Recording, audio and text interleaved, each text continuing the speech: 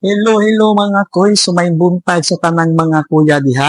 So karon ubani ko ninyo ato ang ipasabot og tarong or tubagon pud ang inyong mga pungutana kabahin sa bag-ong system karon sa pag-cash out sa GrabPay.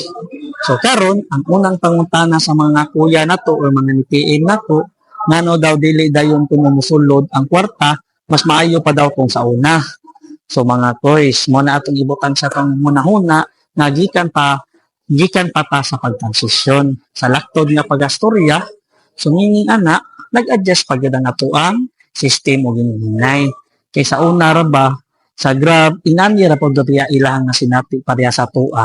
So nagadugay sila na real time.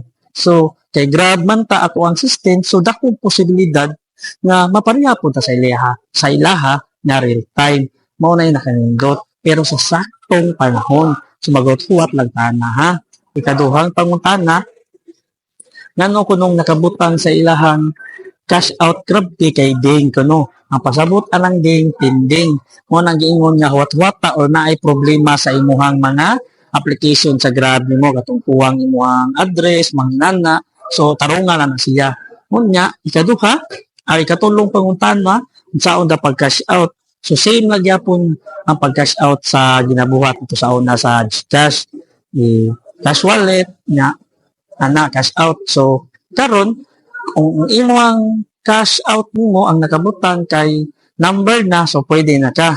Pero kung imo nakabutang ding or pending, so wata-wata lang na isang pag na-verify ka nya ding pa, so wata lang siya nga ma-okay kay suma sa gingon ongoing pa atong pag-process.